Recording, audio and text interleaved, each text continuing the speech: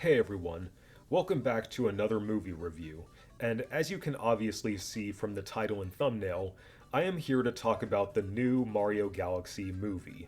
Before I begin, I just want to say that I was not sure about making this video because I never reviewed the last Mario movie, but if there's one thing that I can definitely say about this sequel, it's this. I honestly found this to be a pretty huge improvement over the first one.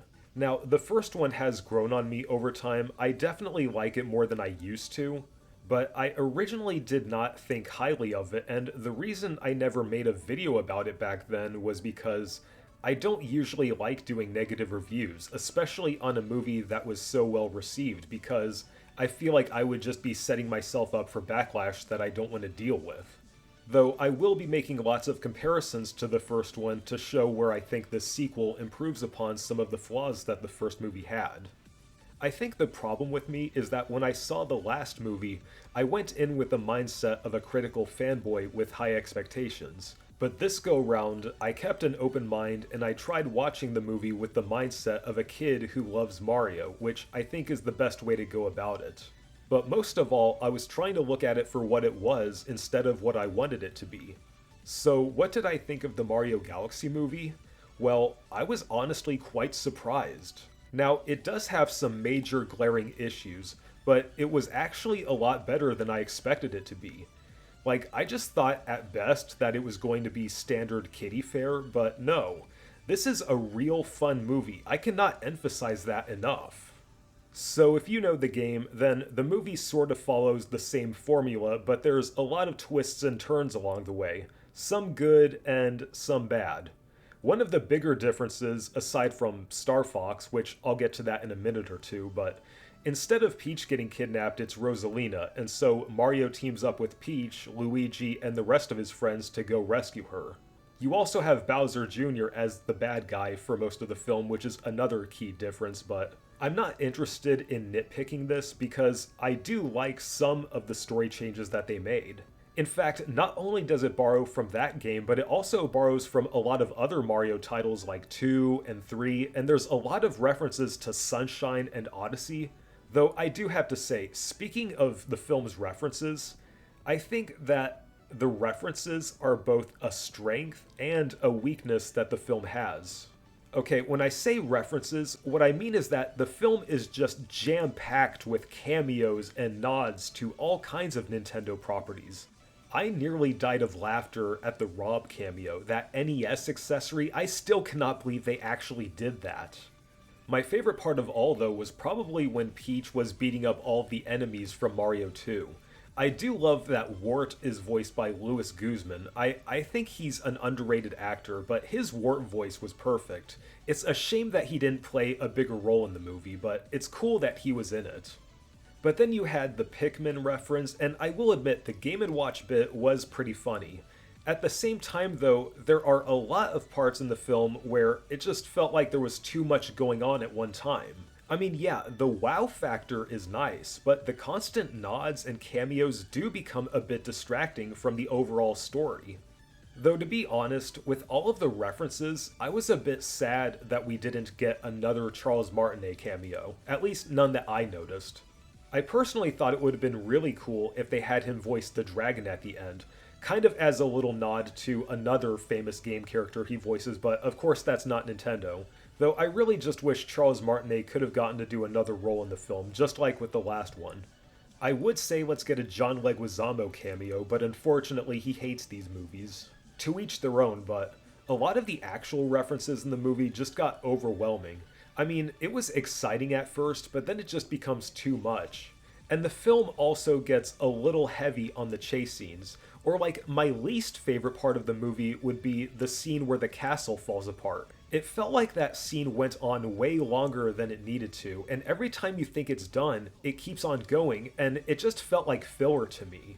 Now, lots of the other action scenes were pretty fun to watch, but there were times where I felt that it could have been much more story driven. I mean, that's probably my biggest problem overall is that the film constantly sets up story elements, but it seems to have a hard time following through on them. Like, there were parts during the first act where it seemed like they were trying to give both Bowser and Mario some character growth. I do like the idea that Bowser can be a good guy if he really wants to be, and I love it when Luigi is teasing Mario for being awkward about his feelings for Peach, just like how real life brothers can sometimes tease each other. Though I felt like all of that stuff gets abandoned halfway in. Even Bowser's motivations get a bit jumbled after he gets reunited with his son. And I know some people think it's weird that I'm looking for character growth in a Mario movie, but I think it is important for characters in a movie to at least have some growth or some character arc. And yeah, Peach and Rosalina do sort of have an arc, but it mostly gets put on the back burner so that the movie can make room for Star Fox. Now, when Star Fox first appeared, I thought it was cool because I thought it was just going to be another cameo. And I will admit, Glenn Powell does a decent job voicing him, but then he basically becomes this movie's version of Han Solo, and you have that weird anime flashback that comes out of nowhere. First of all, not only did it remind me of that god-awful Star Fox OVA, but it also reminded me of that CGI Scooby-Doo movie where it tried to set up a cinematic Hanna-Barbera universe, and it completely failed. I mean, you can just tell that this movie is trying to set up like a Smash Brothers cinematic universe. And that's fine if you're a Smash Brothers fan, but it adds very little to the film besides being just another silly reference. They literally have Toad telling Star Fox to do a barrel roll in the movie. Star Fox served very little purpose to the story. In fact, Star Fox did not even need to be there. Otherwise, Otherwise, I honestly thought this movie told an interesting story, and it moves at a pretty fast pace, except for the castle scene. But I do like that it ties Peach and Rosalina's backstories together. It's important to remember that these characters have gone through many changes over the years, and I think that the backstory that they went with makes the most sense for both of these characters. And I especially like that Mario and Luigi both get much more interaction because, to me personally, that is the heart of the Mario franchise. It's the brotherhood between Mario and Luigi, and I think that's something that the last movie was lacking. But I just cannot be angry at this film, no matter how flawed it is, because I just had a good time. I was laughing. There were a couple times where I just completely lost it. I also really appreciate that it was nowhere near as predictable as the last movie was. I think it takes a lot more risks, because that was another problem that I had with the first one, is that it felt too safe. Like, you knew what was going to happen before it even did. But there were lots of moments in this where I was taken by complete surprise. I know it's kind of a dumb cliche to call a kid's movie dark or whatever, but I was kind of shocked by how intense some of the scenes were. Like, when Bowser has those two axes and he's got that deranged look on his face, and then you have what happens to him immediately after. I mean, Bowser gets all kinds of messed up in this movie. I was really not expecting them to take it in this kind of direction. I even thought that the voice acting has gotten better since the last film. Chris Pratt and Charlie Day are much more consistent in their vocal performances. I think maybe it's because they've had more time to practice and perfect their voices for these characters. Jack Black's Bowser still has lots of great lines. I mean, I noticed there's a lot more times where the pitch on his voice was shifted for effect, and that's cool as well. I'm not complaining about that. Anya Taylor-Joy is still fantastic as Princess Peach. I got a good laugh out of her delivery of the letter she wrote to Mario. That was probably one of my favorite lines in the movie. I also still enjoyed Keegan-Michael Key as Toad. I wish that he had more lines in it, but a lot of his dialogue was still pretty hilarious.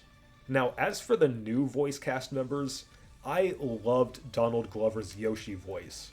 Even though all he says is his name, he still is able to give so much personality to the character just from that one line. Like, even when he's, like, scared or angry or excited, that alone really made him my favorite of the cast. Brie Larson was a nice addition to the cast as well. Her brief narration at the beginning was a real good way at setting up the plot. Ben Safdie, I apologize if I'm mispronouncing that name. His voice for Bowser Jr. was alright. I mean, it's different from the games. It's a different take on the character to begin with, so it really did not bother me that much. And another thing, I'm sorry if I sound like a jerk for saying this, but I am so relieved that Seth Rogen is not in this. Seth Rogen ruined the last movie, just like everything else he's in.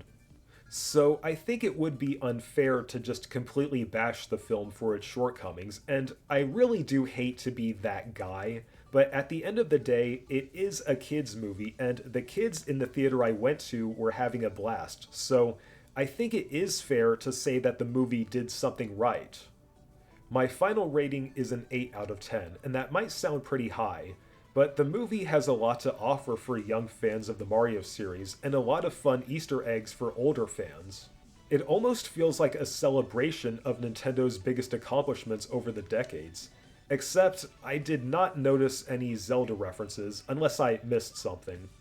I've heard some people say that they are hinting that Wart is going to be in the live action Zelda movie because he technically made an appearance in the Zelda games, but we'll just have to wait and see what happens. In the end, a lot of the character development and story elements felt like they could have been fleshed out a lot more, but it's definitely not boring or slow. The action keeps going, it has plenty of beautiful visuals. I think this film did a much better job at utilizing orchestrated Mario music, and most of all, I think the movie just has so much to keep fans entertained. And really, that's what matters at the end of the day. Anyway, I hope you enjoyed the video, and thank you all for watching. Take care, everyone.